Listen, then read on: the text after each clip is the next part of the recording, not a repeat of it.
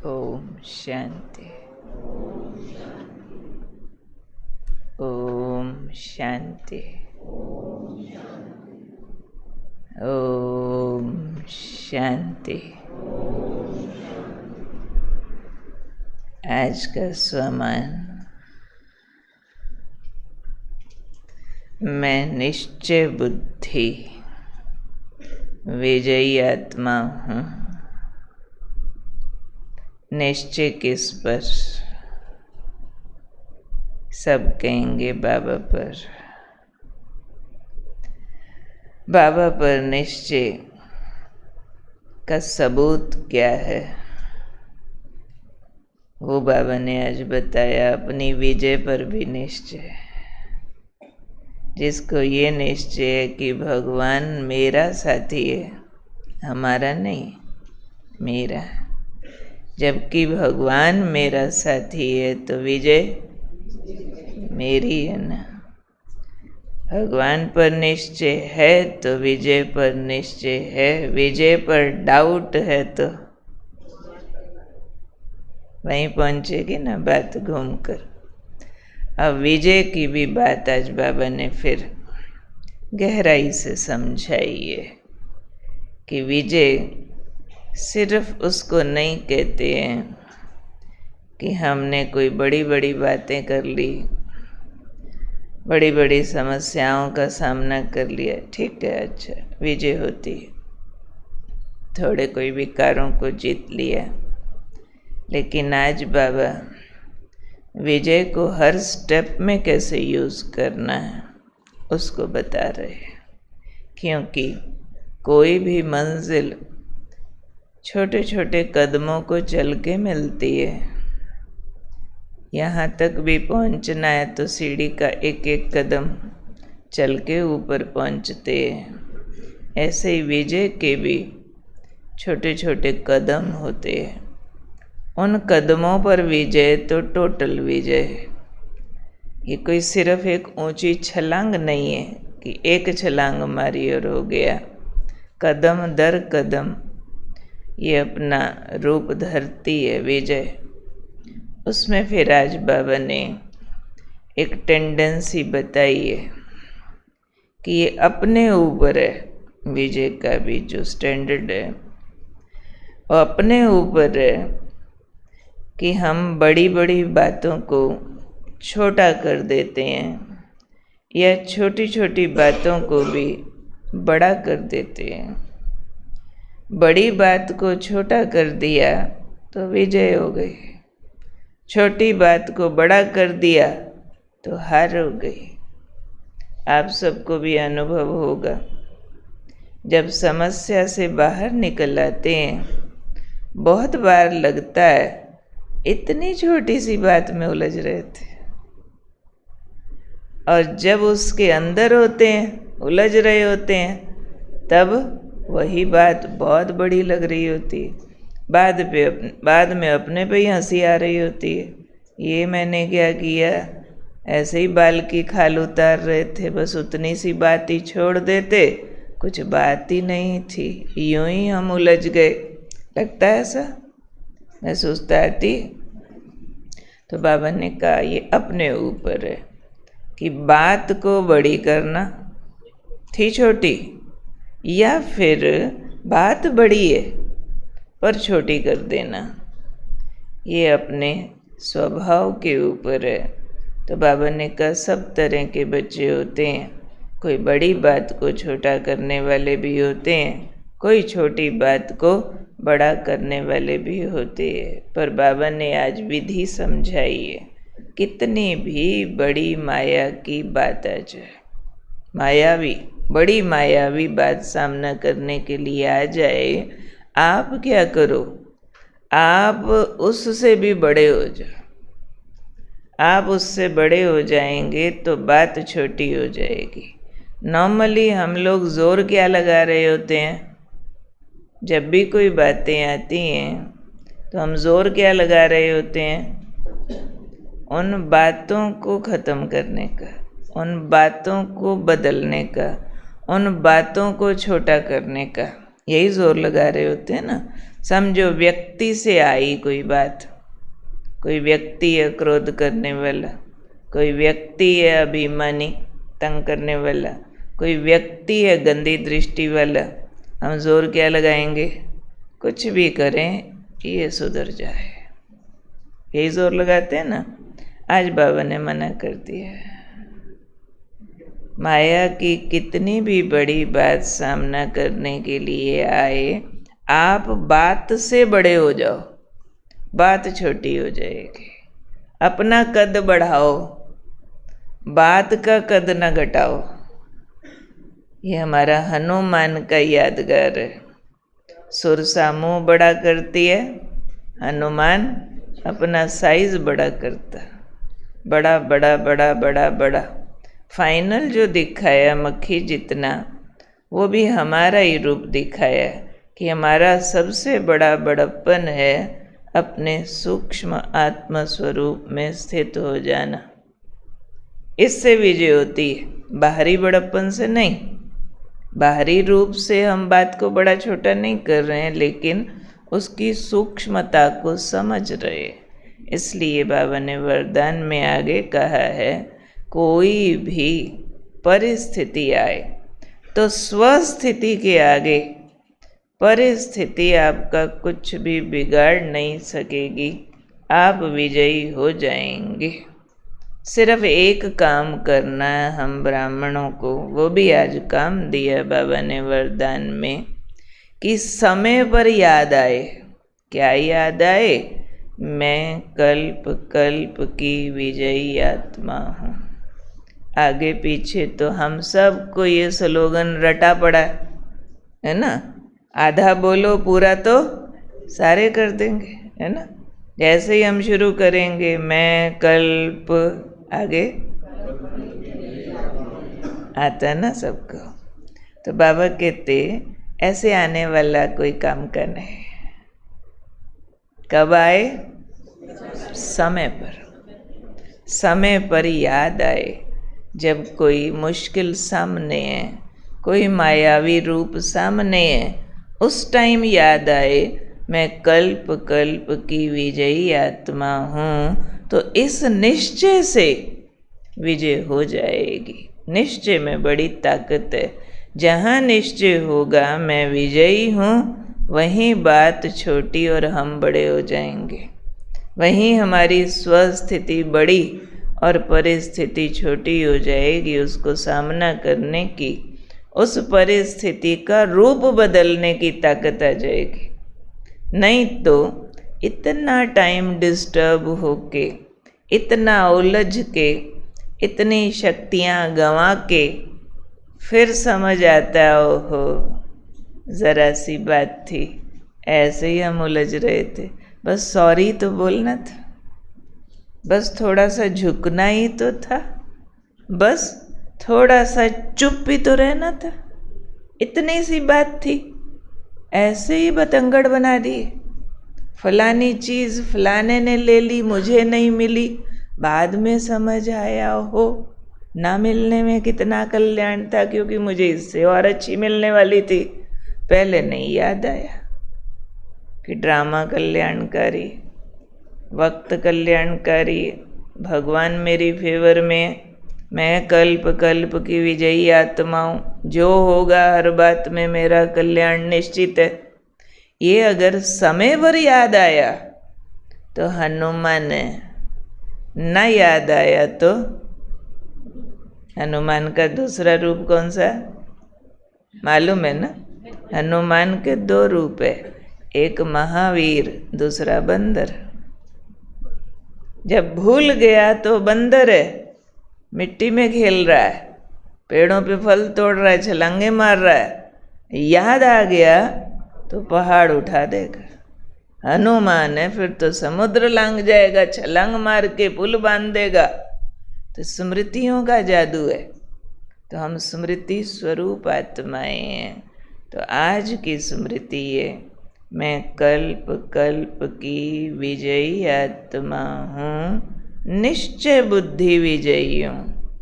निश्चय किस पर? अपनी विजय पर। जितना निश्चय बाबा पर, उतना निश्चय अपनी विजय पर। अगर कहो बाबा पर तो निश्चय 100% है, पर ये माया पता नहीं मेरे से जीती जाएगी कि नहीं, मेरा क्रोध छूटता नहीं, मेरा आलस छूटता नहीं, मेरी ये गंदी आदत बार बार चाय पीने की ये छूटती नहीं, पता नहीं छूटेगी कि नहीं। जितना पता नहीं अपनी विजय पर बोल रहे हैं, उतना पता नहीं बाबा की शक्तियों पर डाउट है। बाबा ने एक मुरली में कहा था, चलो मानो आप में शक्ति नहीं है कोई बात को सहन करने की, बाप में तो है। आपसे नहीं सहन होता ना, बाप को बुलाओ, बाबा आओ सहन करो, बाबा सहन कर जाएगा आपकी तरफ से। तो ये है निश्चय विजय पर। तो विजय पर निश्चय ऐसा अटूट होगा ना, तो समय पर ज्ञान की भी उचित पॉइंट याद आ जाएगी, समय पर बाबा का साथ यूज करना भी आ जाएगा, बाबा को बात सौंपना भी आ जाएगा, बाबा को इनवाइट करना भी आ जाएगा। अगर निश्चय होगा कि मैं कल्प कल्प की विजयी आत्मा हूँ, उस टाइम अगर ये ख्याल आया पता नहीं, तो बाबा ने एक मुरली में कहा था, पता नहीं वालों का पत्ता कट जाता है। पता एड्रेस को भी बोलते हैं ना, कि जिसको जिस जगह का एड्रेस मालूम नहीं तो पहुंचेगा कैसे। पता नहीं जीत होगी कि नहीं तो जीतेगा कैसे। पता नहीं वाले ने तो पहले ही एड्रेस ही कट कर दिया ना, जानता ही नहीं हूँ कहाँ जाना है कैसे जाना है। पता है भगवान ने सारे पते दे दिए हैं कि जीत तुम्हारी है, मैं तुम्हारे साथ हूँ, पता दिया है ना, ये भी तो एड्रेस बताया है ना, कि इस कल्प में तुम्हारी ही विजय निश्चित है, तुम्हारे साथ ही भगवान है और किसी के साथ नहीं है। तो इसलिए जितना स्मृति उतना विजय, जितना निश्चय उतना विजय। ठीक है, तो इस निश्चय को पक्का करने के लिए क्या करेंगे? स्मृति आ जाए उसके लिए भी क्या करेंगे? बार बार याद करेंगे। ठीक बोला।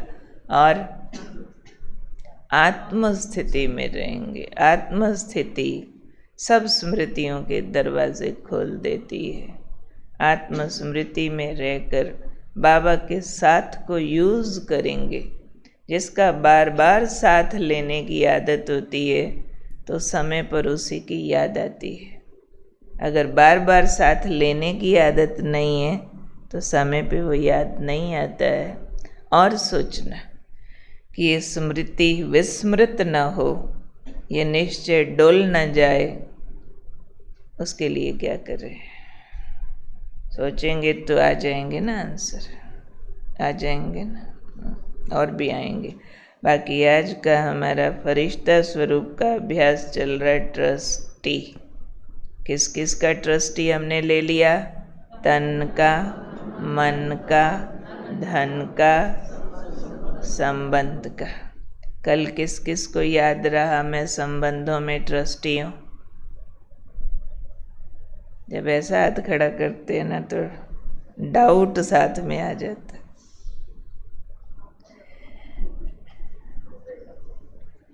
जरी जरी याद आया होगा। आज है फिर सेवा का ट्रस्टी। कल भी बाबा ने कहा था ना, सच्चा सेवाधारी कौन?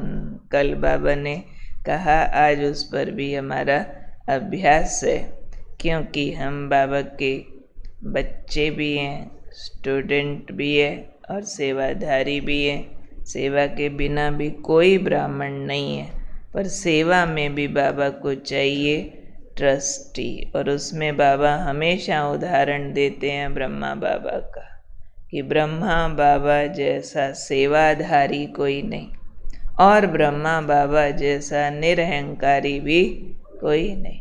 सेवा करके अपने को गुप्त कर दिया। बाबा के लिए गीत भी है, अपना आप सभी कुछ करके अपना आप छिपाया, मैं विश्व सेवक हूँ, मैंने कुछ नहीं किया। रियल निरहंकारी सेवाधारी होकर रहा तो हमें भी सेवा करते साथ साथ सेवा का मान, शान, भान सब सरेंडर करते जाना है।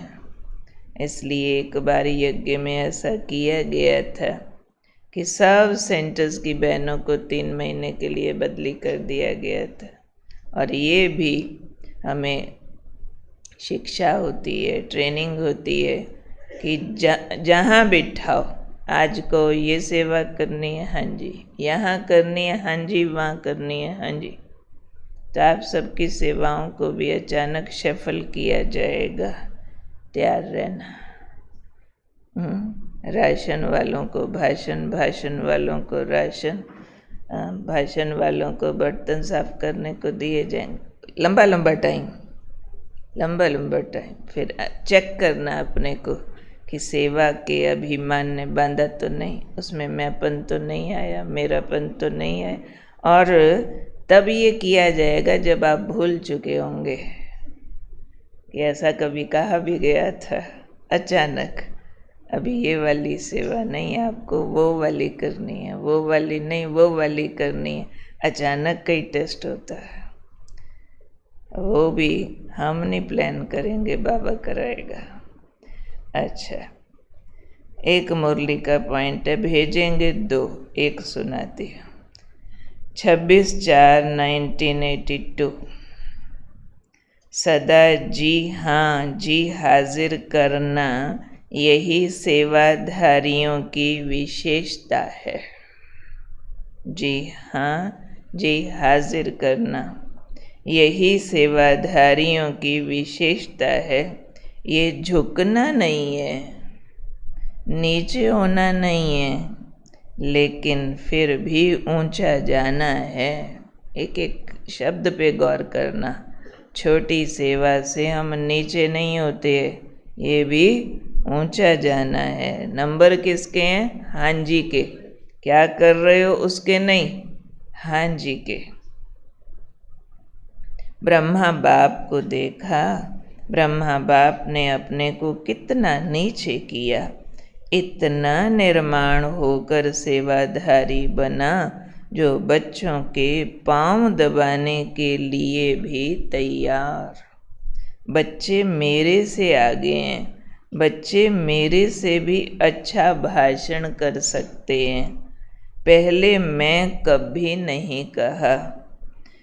तो इसको कहा जाता है सच्चे नंबर 1 योग्य सेवाधारी। सदा एवर रेडी रहो। आज कोई भी डायरेक्शन मिले, बोलो हाँ जी। क्या होगा, कैसे होगा, ट्रस्टी को क्या, कैसे का क्या सोचना, बाबा कराएगा। आशा दीदी हमें सुनाया करते थे कि दादियों के आगे उनको कैसे ट्रेनिंग मिली। गुलजार दादी ने एक बार कोई सेवा कही तो कहते, हमने कहा कि दादी ये मुझे आता नहीं। दादी ने कहा ऐसे नहीं बोलते, बोलो जी दादी हम करेंगे, थोड़ा कोई बता दे कैसे करना।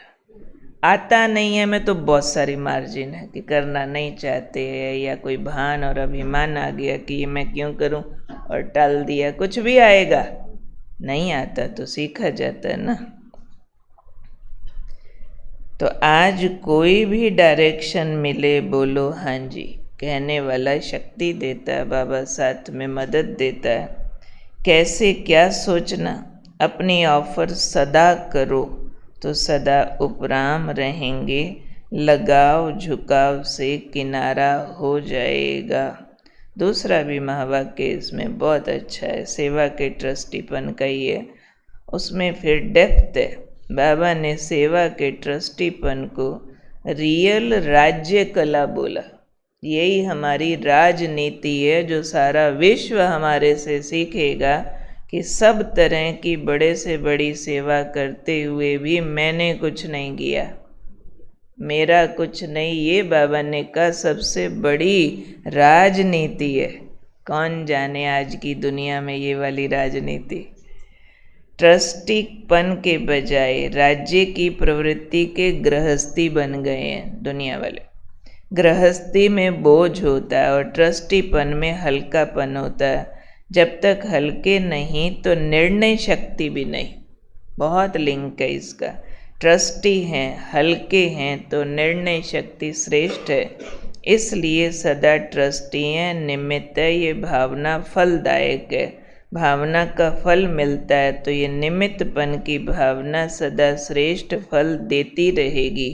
तो सभी साथियों को ये स्मृति दिलाओ कि निमित्त भाव, ट्रस्टीपन का भाव रखो तो ये राजनीति विश्व के लिए श्रेष्ठ नीति हो जाएगी। ये राज करने की नीति है, क्योंकि इससे निर्णय शक्ति जागृत रहती है, हल्के रहते हैं, बोझ नहीं आता है, सेवा में ट्रस्टीपन है, मेरा नहीं है, बाबा का कार्य जो कराए।